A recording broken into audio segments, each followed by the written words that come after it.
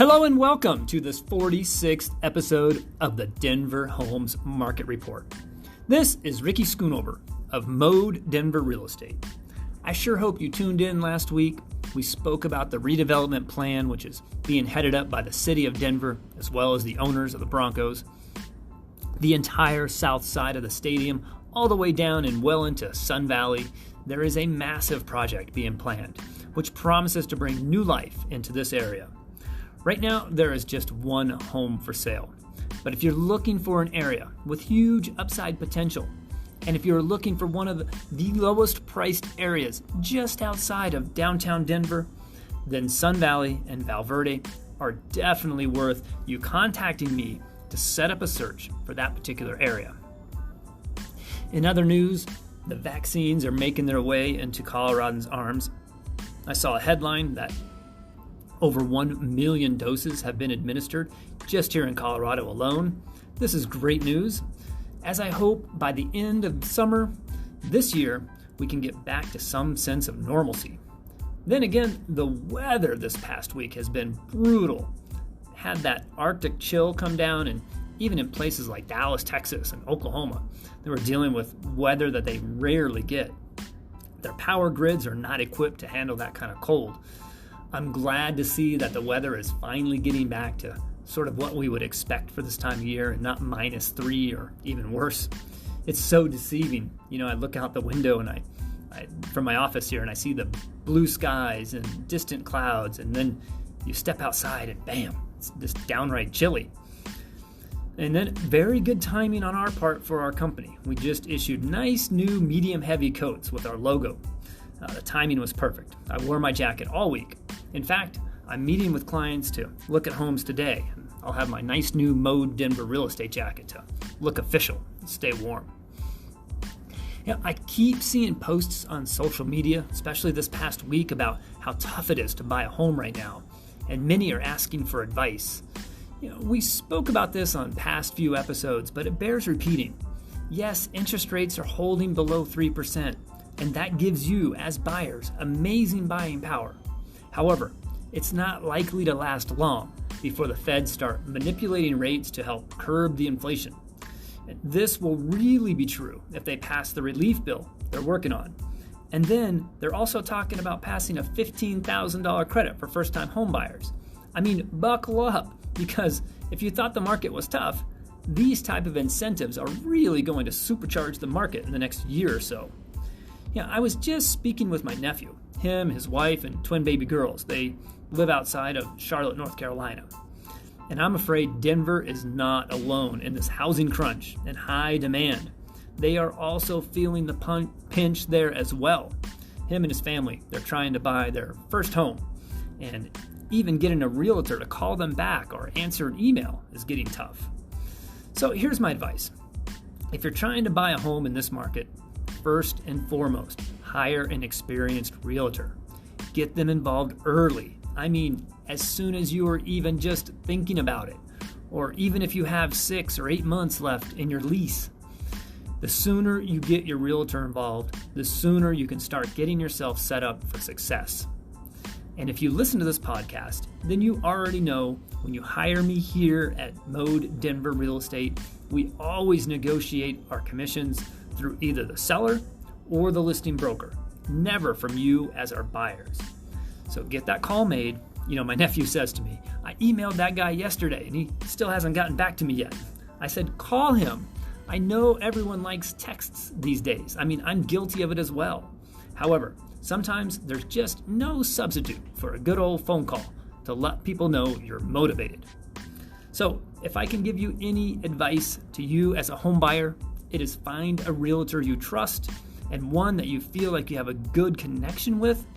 Then you have to be out in the trenches. I mean, looking at homes, 2 or 3 homes a day. Also, if you can get yourself free on a Wednesday or a Thursday, rather than waiting till the weekend when all the other home buyers or potential home buyers and tire kickers are out there, here's another piece of advice.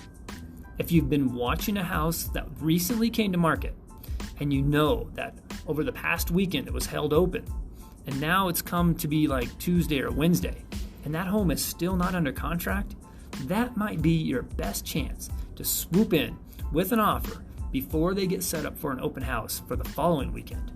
And then put a 24-hour deadline on it so that by Thursday night, if they have not responded or accepted your offer, you still have time to write on one more home even before the weekend.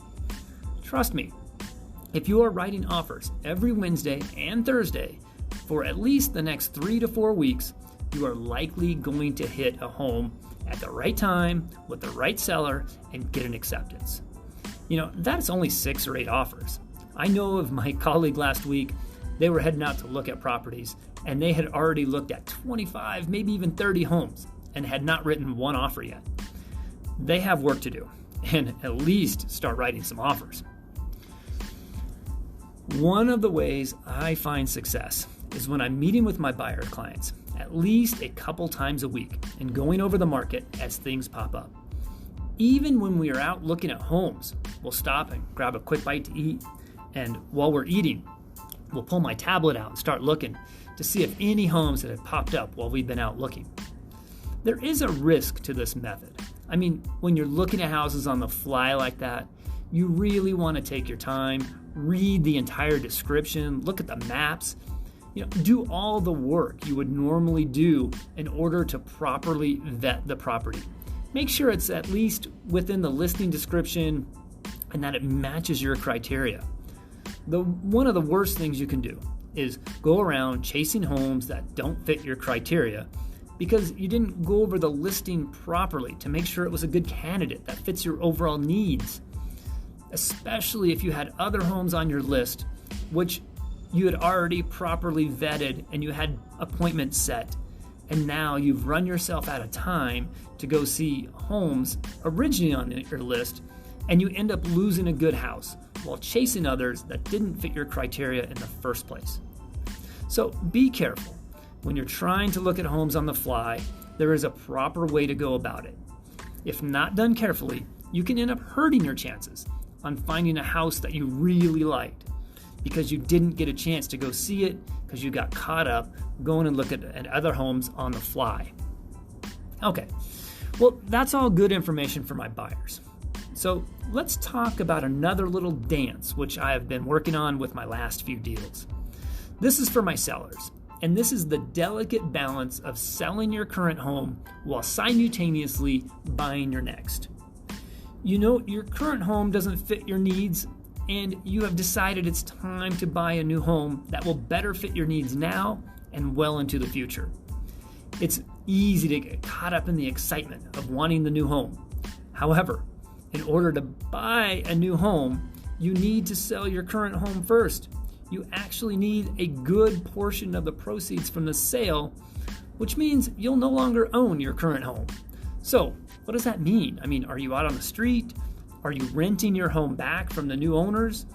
Are you moved into a short-term rental, Airbnb type place? There are several ways to handle this type of situation, and it really depends on your buyers and how much thought about this situation you put into it before you got here. The very best time to talk to a buyer about a rent back is just before you accept their offer to buy your home. They will be willing to sign off on all sorts of terms favorable to you as the seller in that very moment, at least right now, with so much buyer competition. So maybe you agree up front to rent your home back from the sellers after you close. This way, you can get the money from the sale of your current home and then put that money towards the purchase of your new home, and hopefully close within the time frame in which you and the buyer of your current home have agreed to. If you did not have this conversation early on and now you're well into your contract, trying to get your buyer to agree to a rent back can be difficult. And in fact, depending on their unwillingness to make such accommodations, you very well may be selling your home with nowhere else to go. So this leads me to another topic of discussion that needs to happen long before you accept the offer. In the contract and also in the MLS, make sure you're talking to your broker and adding something to the effect of contract contingent upon seller finding and closing on suitable replacement property. This way, when you and your buyer agree for them to buy your home, that buyer knows that there is, by chance, if you cannot find a suitable house, that your deal can't close. And that way, you don't end up homeless. Buyers are pretty willing to agree to this as long as it's made known right up front. Again, midway through the deal, you start to realize how hard that replacement property is to find and close before your current home is scheduled to close. At this point, there is no incentive for the buyers to renegotiate. And you very well may be on the way to closing your current home with nowhere else to move into. This is why I always recommend you get your broker involved early. First off, it doesn't cost you any additional money. And this way, you have multiple interactions and plenty of conversations where all the possible scenarios you may encounter can be discussed before you actually put your home on the market. If you call a realtor today and you need to have your home listed tomorrow, will a broker rush in like that? Probably. Not me. I know that after my 18 years of doing this in all types of markets, I need to be prepared to have a conversation with you, discuss with you your particular situation, and really get a good look at your home, its overall condition, and its systems before I'm prepared to provide you with the proper guidance you deserve as a seller. In fact, the very first time we meet, I don't even bring a listing contract. We meet for an initial consultation where we just discuss you, your home, and conduct a walkthrough. This is even before I really dive into comps. I may pull some recent sales, but if I've never been inside your home, I can't be sure that those recent sales are even comparable to your home in its current condition. So there is quite a thought process that goes into listing your home for sale.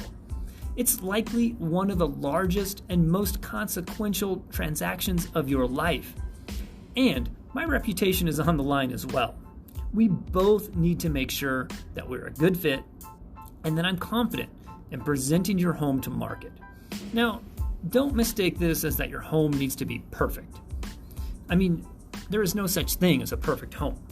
But there are defects, and we want to be sure that you are aware of the importance of proper disclosure, known as adverse material facts. The potential buyers need to know what you know about the home so they can make an informed decision to buy your home as is, where is, with all its faults. That is right out of Section 10 of the Buy to Sell, the Contract to Buy and Sell Real Estate. So today, we spent some time speaking with buyers and the importance of getting your broker involved early. We also spoke today to sellers, and particularly sellers who are also buying their next home at the same time. Buyers often do not pay any money to their broker. And with Mode Denver Real Estate, that is always the case. So there is no reason to not get your broker involved early on. And as for sellers, the commission doesn't normally get adjusted by how many times or how many hours you meet with your broker. Those are negotiated at the time of the listing contract and is only paid upon a successful procurement of a ready, able buyer. I hope today's podcast helped clear up some of these misconceptions you may have had about the process of buying or selling real estate. This is another episode where I found some real-time and real-life questions, not directly from my clients, but I had run across posts on social media where people had questions and they were seeking advice on these outlets. I would be very careful reaching out for advice in this capacity. Call a realtor. Get someone you trust who has a fiduciary duty to put your interests above their own, because every situation is different. Sign an agreement to form that relationship and then lean on them as your professional guidance.